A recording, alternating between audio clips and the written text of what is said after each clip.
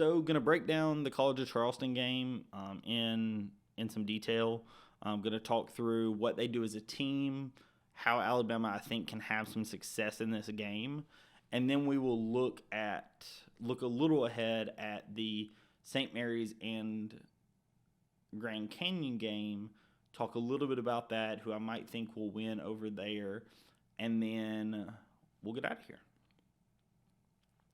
So, for the first round matchup, as I mentioned, Alabama is going to be playing the College of Charleston. That matchup is going to be on True TV on Friday, March the 22nd at 6:35 Central, 7:35 Eastern. So that's going to be the 7:35 Eastern, 6:35 Central game on True TV, as I mentioned. College of Charleston comes into this game having not lost since February 1st.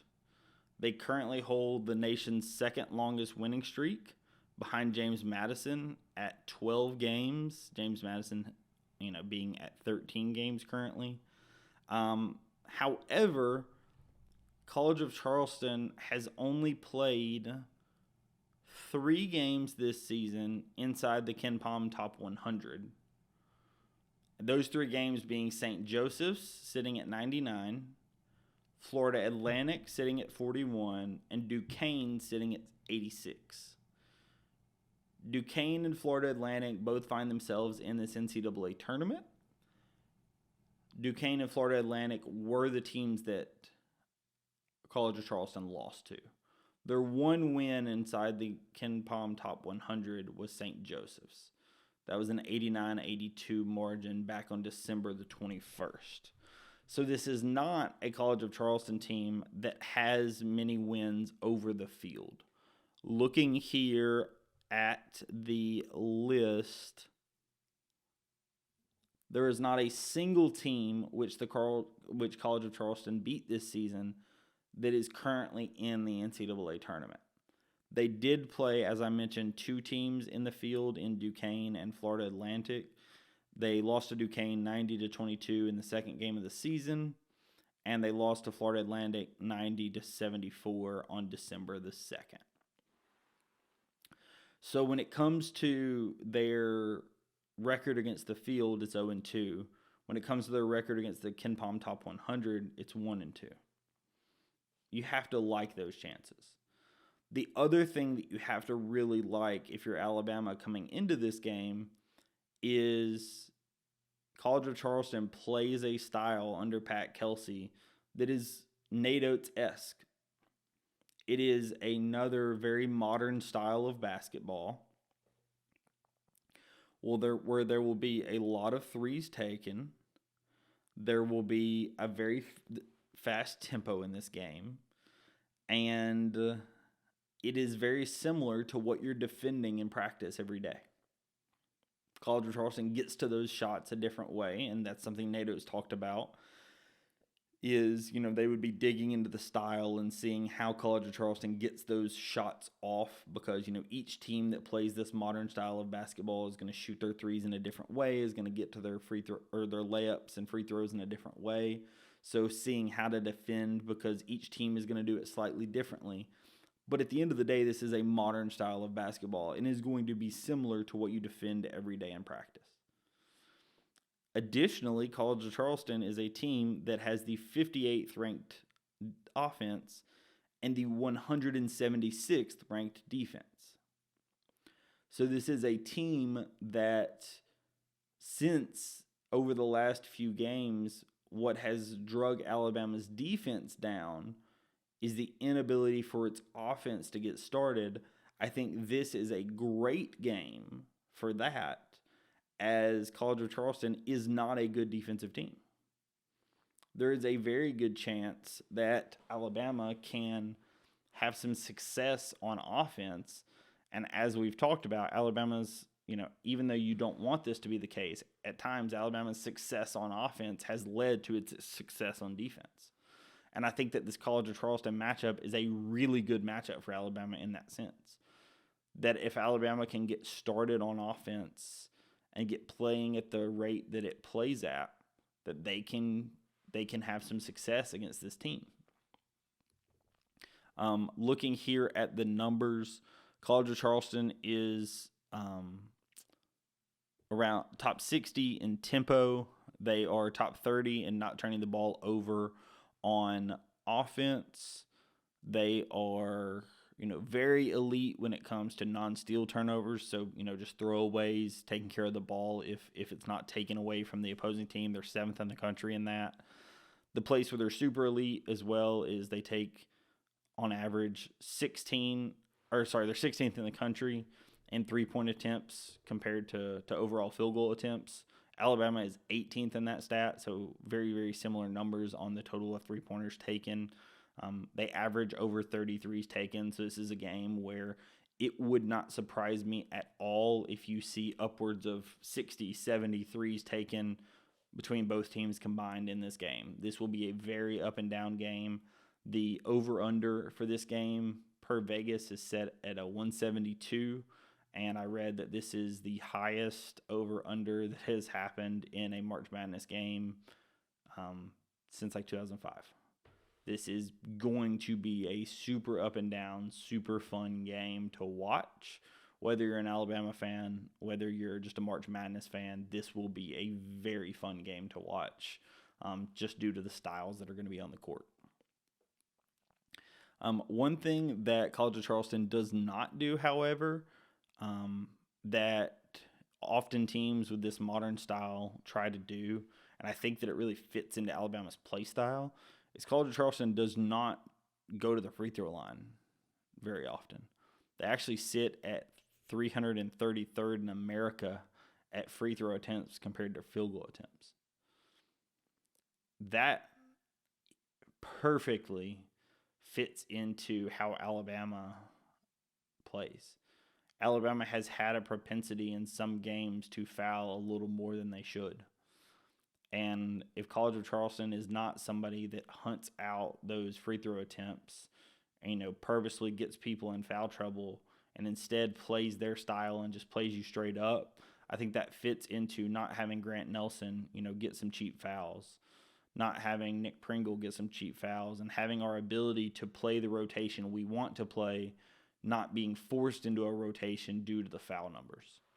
The other thing that Nate Oates talked about, and I mentioned it just a bit earlier, was that this is going to be the first game since the Texas A&M game that Alabama will have its full roster healthy with nobody on a minutes restriction.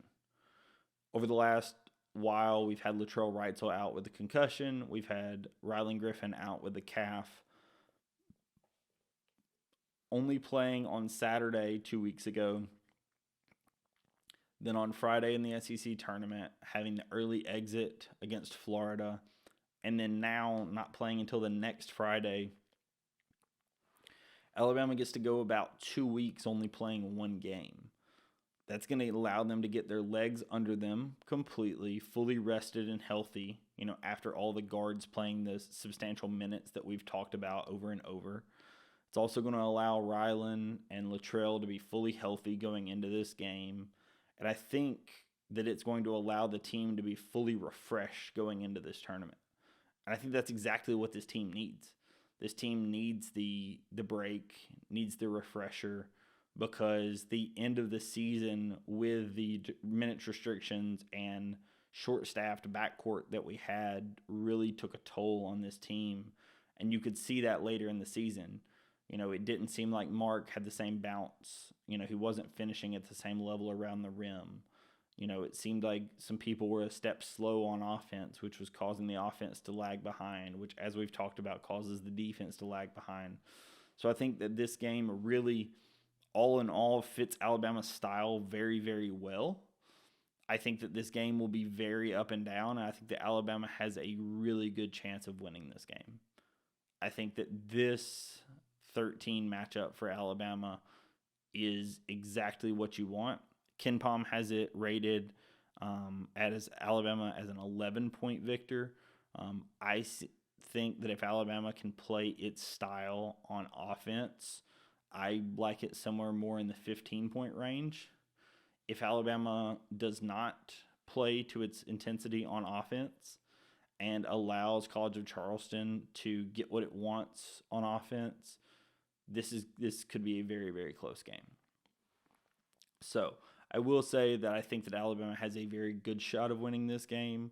All of the analytics that you look at for Alabama is that they beat the teams they should beat, and the teams where it's a very close matchup, a Ken Palm, top 30 style matchup, that's where Alabama struggles. So, the statistics would tell you that Alabama would have some success in this game. Obviously, as I mentioned, College of Charleston only having one win in the Ken Palm top 100 and no wins against the field. You have to like our chances against a team that has shown that thus far, even if they are on a 12-game winning streak. So I do think that Alabama can come out with this game victorious, but we will have to see what happens on Friday night. So for the other matchup in Alabama's little 4-pod, and I don't remember if I forgot to mention, this matchup is in Spokane, Washington, where Gonzaga is located. So for anybody making the trip, this is in Spokane, Washington. I will not be making the trip up to Spokane. However, if we do make it to Los Angeles, I have been looking at travel plans, and I do plan to try to make the trip out to Los Angeles if we can get past the round of 32 and back to the Sweet 16. So I am making plans to try to make the Sweet 16 in LA. It's going to be a long travel, but I do plan to try to make that if possible. However, I don't think the Spokane is in the cards. So the other two teams for our 4-pod, as I mentioned, are St. Mary's as the 5 seed and Grand Canyon as the 12 seed. St. Mary's is a team that currently sits at 26-7. They only have one loss since December 23rd, and it was on the last regular season game of the year to Gonzaga at home. They avenged that loss in the championship game of the WCC final, winning it by 9. So, they have just one loss in conference. They have just one loss this calendar year. St. Mary's is a very hot team that plays a much different style than College of Charleston. We just talked through College of Charleston and the style in which they play. St. Mary's plays a completely different style than that. St. Mary's currently sits as the 358th slowest team in the country out of 362 teams.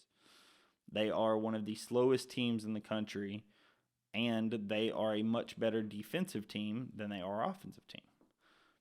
Per Ken Palm, they currently sit at 45th in offense and 16th in defense. The place where they are elite of elite is at rebounding. They're 3rd in offensive rebounding and 2nd in defensive rebounding. So this is a team that can control the game and control the pace based off of how they rebound and then the pace of which they put it on offense. This is a team that also does a really, really good job at their effective field goal percentage as well as their 2-point defense. Their 2-point defense sits at 43.6%, which is 5th in the country. They're 3rd in effective field goal percentage. This isn't a very elite defense. Their 3-point defense is not quite as good as their 2-point defense. However, they are elite at running teams off the 3-point line. They are 8th in the country at 3-pointers allowed compared to 2-pointers allowed. So if Alabama does end up matching up with St. Mary's, I think you will have a completely different game as compared to that College of Charleston matchup. Right? I think that St. Mary's will give you a completely different output. Whereas the College of Charleston has had quite a few games creep up into the high 70s. I think even one game up into the 80 possession range. St. Mary's has just three games that have hit 70 possessions on the season. One of those being a double overtime game that only hit 77 possessions. This team plays incredibly, incredibly slow. In their last 3 games, they had 59 possessions, 62, and 63 possessions.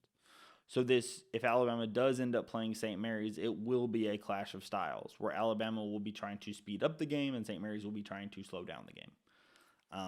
And it will be who can dictate the pace and the tempo of the game, who can do the best on the rebounding battle, because if St. Mary's has the ability to rebound at the rate that they are capable of and that they have throughout the course of the season and slow down the game, then can Alabama, lock down and defend on defense, as well as score enough points, and more importantly, not get into a situation where they are one and done on offense. They take one shot, St. Mary's gets the rebound, and then Alabama's defending the rest of the game. Because what it will be is Alabama will be in that defensive stance for the majority of the game, and you potentially could start to see some of those defensive issues start to creep in. Hopefully that's not the case, but that's just something to kind of watch for if St. Mary's does win and make it to that second round matchup. However, in order for St. Mary's to get to that second round matchup, they will be playing Grand Canyon. Grand Canyon currently sits at 29-4. They're coached by Bryce Drew, which is the brother of Scott Drew, the Baylor coach, and they have done a really good job this season. They have wins over KenPom number 70, San Francisco. They have a loss by 7 to South Carolina. They have a win over KenPom number 21, San Diego State, and they have a win over number 95, Louisiana Tech. By the looks of it here, they have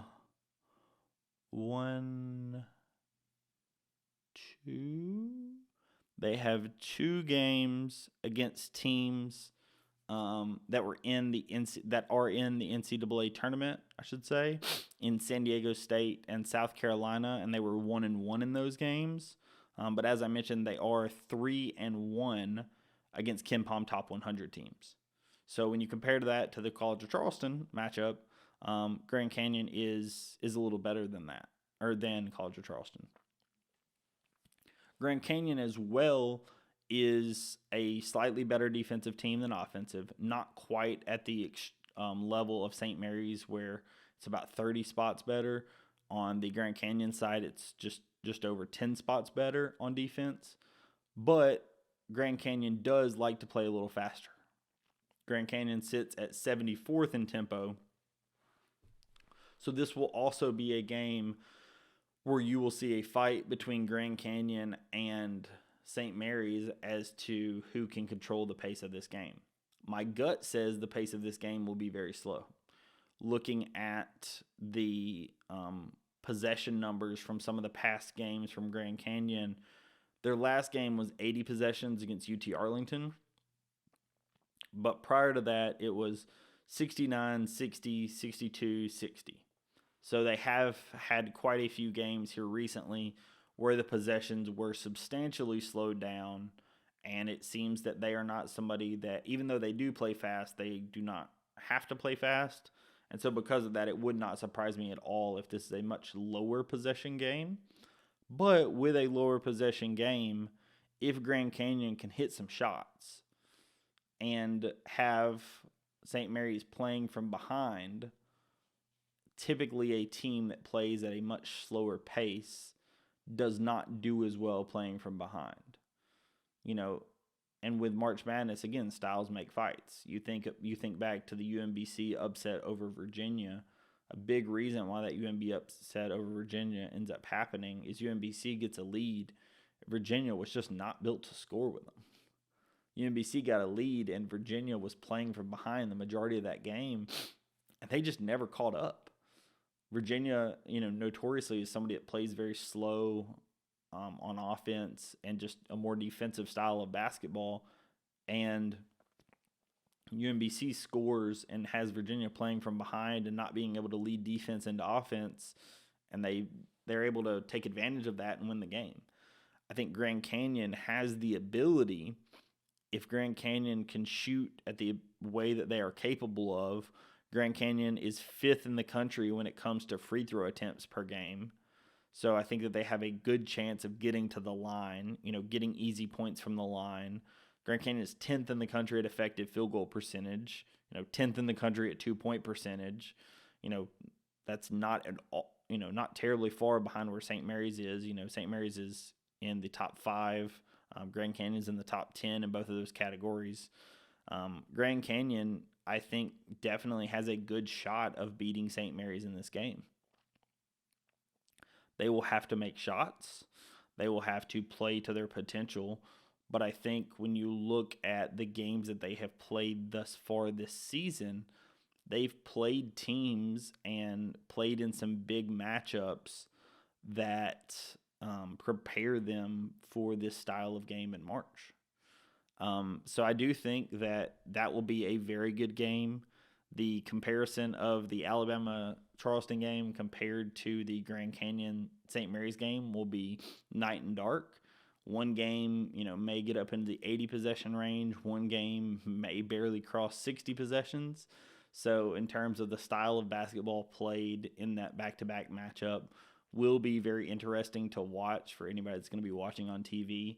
So I will be interested to see who wins both matchups. Obviously, we'll be cheering on Alabama in that College of Charleston matchup. But then if Alabama does win, we'll be watching that St. Mary's Grand Canyon game to see who the second-round matchup will be against. I think that either team, whether it be St. Mary's or Grand Canyon, will give Alabama a much different game than College of Charleston. Although I will say the defensive nature of the SEC this season, when it comes to your South Carolinas, your Tennessees, your Auburns, those teams help, even your A&Ms, those teams help prepare Alabama and the non-conference, help prepare Alabama for these games in March. So I do think that whether it's St. Mary's or Grand Canyon, Alabama has played games thus far to this season that prepare you for these games in March. And I think that you have a really, really good chance of winning back-to-back games. And if you can win back-to-back games, you make your third Sweet 16 in 4 years. And you just continue to move forward and advance further and further. And we see if Nate Oates can finally crack the Sweet 16 curse, as only one team has made the Elite Eight. But we don't want to get ahead of ourselves. We've got these 2 games in Spokane. First things first, got to beat College of Charleston. So we'll be watching that game on Friday. No matter the result, I will be recording an episode either on Friday night, probably actually on Saturday. Probably will record it early on Saturday, put it out midday on Saturday, breaking down the College of Charleston game as well as the St. Mary's and Grand Canyon game, and then looking forward, if Alabama wins, to that next round matchup.